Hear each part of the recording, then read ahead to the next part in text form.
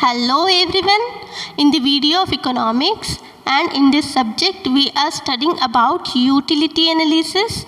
In previous video we have studied about significance of law of diminishing marginal utility, and in today's video we will look after the relationship between marginal utility and value of money or market price, so that we can easily understand the help of with the example how this law help in real life, how this law applicable in real life, and how we can allot the prices to the products or commodity with the help of this law.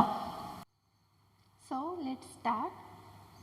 Relationship between marginal utility and price. अब ये point जानना इसलिए ज़रूरी है क्योंकि significance में हमने देखा था कि जो भी डिमांड मार्केट डिमांड जनरेट होती है उसको जनरेट करने के लिए या उसके स्टडी करने के लिए या किसी भी प्रोडक्ट को प्रॉपर प्राइसिंग करने के लिए जो ये लॉ है हमारा law of diminishing marginal utility, ये काफ़ी काम आता है।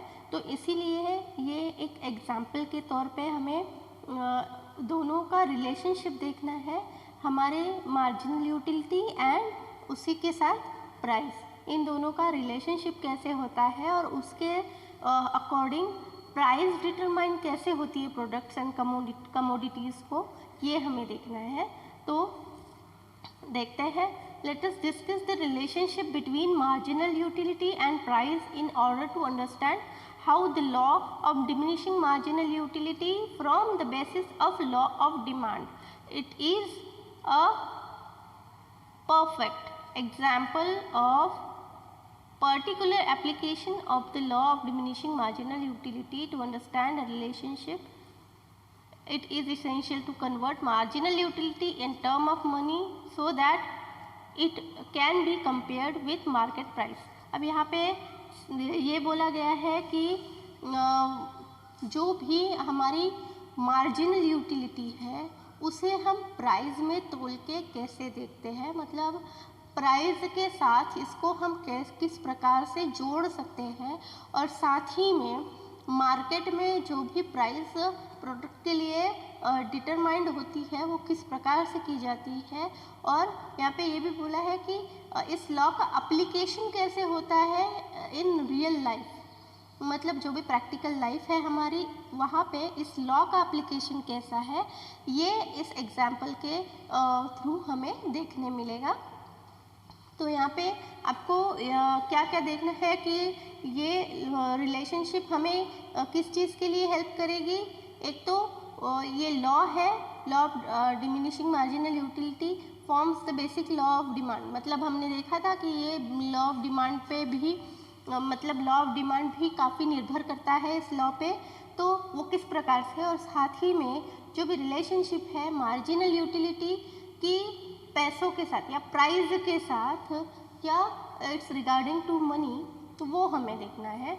तो अब देखते हैं एग्जाम्पल। यहाँ पे क्या लिखा हुआ है, लेट अस अज्यूम, मतलब एक एग्जाम्पल के तौर पे यहाँ पे दिया हुआ है 1 unit of marginal utility is equal to 10। अब एक यूनिट यहाँ पे एग्जाम्पल के तौर पे दिया है एक सिंगल यूनिट, तो एक यूनिट है तो यहाँ पे उसकी जो वैल्यू है वो कितनी दी है 10, और मार्केट प्राइस क्या है अब उस x की 50, तो मार्जिनल यूटिलिटी 10 बताई गई है और price per unit of x नाम का कोई प्रोडक्ट है उसका पर यूनिट प्राइस है 50। तो यहाँ पे एक टेबल दिया हुआ है, उस टेबल के अकॉर्डिंग हम देखते हैं number of unit. First unit का हमें ऑलरेडी प्राइस दिया हुआ है मार्जिनल यूटिलिटी का, वो है 10। और अब देखो marginal utility in terms of money 1 unit is equal to 10। अब एक यूनिट है उसका वैल्यू क्या है 10, तो 10 इंटू 10 हो जाएगा। वो क्यों, क्योंकि यहाँ पे देखो एक यूनिट की मार्जिनल वैल्यू भी 10 है और एक यूनिट का प्राइस जो है वो 10 है।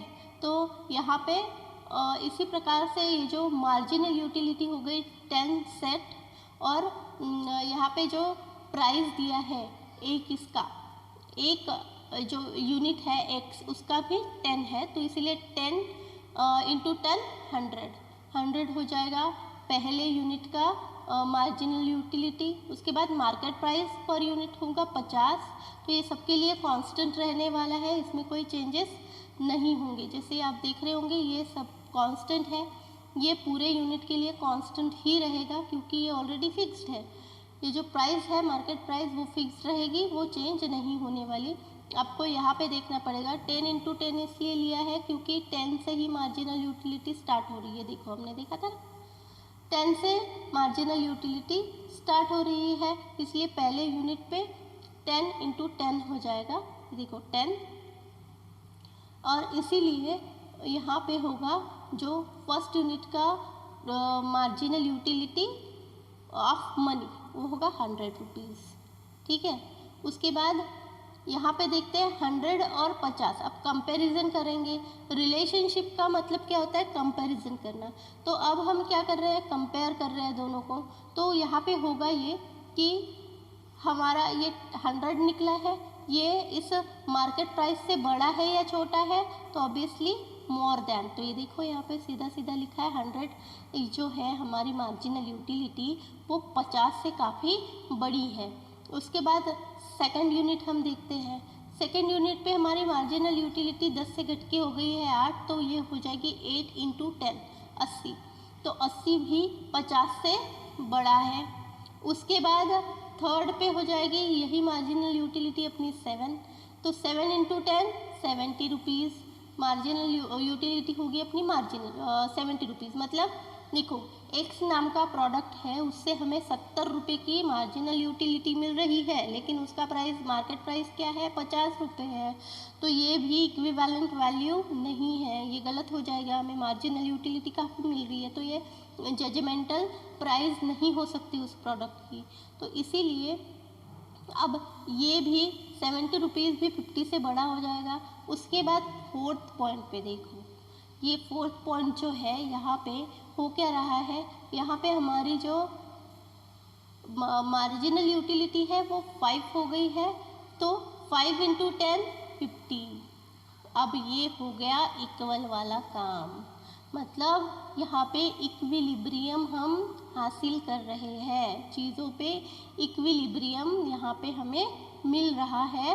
और यही एक ऐसा पॉइंट है जहाँ पे चीज़ों की प्राइस और उससे मिलने वाली मार्जिनल यूटिलिटी दोनों भी सेम हो जाते हैं, और यही इसी इक्विलिब्रियम पे जो लॉ ऑफ डिमांड है वो टिका हुआ होता है। मतलब जितनी आपकी प्राइस उतनी आपको मार्जिनल यूटिलिटी प्रोवाइड होगी। अब उसके बाद देखते हैं फिफ्थ पॉइंट पे, ये मार्जिनल यूटिलिटी आ रही है 3 पे, तो 3 इंटू 10 होगा 30 रुपीज़। 30 रुपीज़ का यहाँ पे देखो दोनों में कंपैरिजन अगर हम करते हैं तो 30 जो है हमारा वो क्या हो जाएगा? More than 30 is less than 50। तो मतलब क्या होगा? यहाँ पे हमें मार्जिनल यूटिलिटी तो काफ़ी कम मिल रही है, लेकिन उसकी प्राइस जो है काफ़ी हाई हो जा रही है। मार्जिनल यूटिलिटी मिल रही है 30 रुपये की, और हम उसके लिए प्राइस पे करेंगे 50 रुपीज़, तो ये भी जजमेंटल नहीं होगा।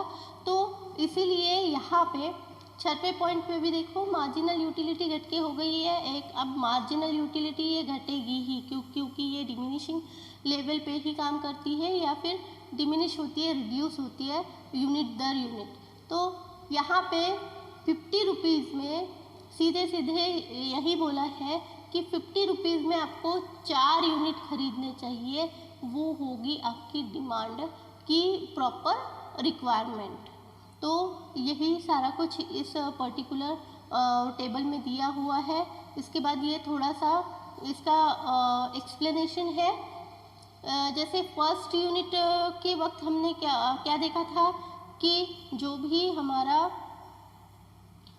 मार्जिनल यूटिलिटी है वो मोर देन प्राइस जो है उस प्रोडक्ट की मार्केट प्राइस उससे ज़्यादा, मतलब मार्जिनल यूटिलिटी ज़्यादा है किससे, जो भी हमारे प्रोडक्ट का प्राइस है उससे। अब प्रोडक्ट का प्राइस कम है, मार्जिनल यूटिलिटी ज़्यादा है। पहले पॉइंट पे भी यही देखा। फिर जो फिफ्थ पॉइंट हमने देखा था वहाँ पे क्या था, मार्जिनल यूटिलिटी ऑफ एक्स और मार्केट प्राइस ऑफ एक्स दोनों भी सेम है।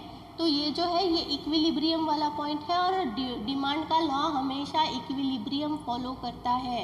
इक्विलिब्रियम मतलब दोनों भी इक्वल हो जाना, इक्वल हो जाना, उसे ही हम बोलते हैं इक्विलिब्रियम। उसके बाद थर्ड देखो, ये जो थर्ड पॉइंट है ये फर्स्ट पॉइंट के बिल्कुल अपोजिट काम करेगा। अपोजिट मतलब अब यहाँ पे क्या होगा, मार्जिनल यूटिलिटी काफ़ी कम हो जाएगी और मार्केट प्राइस ऑफ एक्स नाम का कोई भी प्रोडक्ट है उसकी काफ़ी ज़्यादा हो जाएगी। तो यहाँ पे देखो हमें हेल्प मिल रही है ना रियल लाइफ में कि चीज़ों की प्राइस कैसे डिसाइड होगी, मार्जिनल यूटिलिटी की जो वैल्यू है वो, और साथ ही में प्रोडक्ट की जो भी वैल्यू डिसाइड हो रही है वो दोनों सेम होनी चाहिए, इक्वल होनी चाहिए। तो इतना काफ़ी है आज के वीडियो के लिए।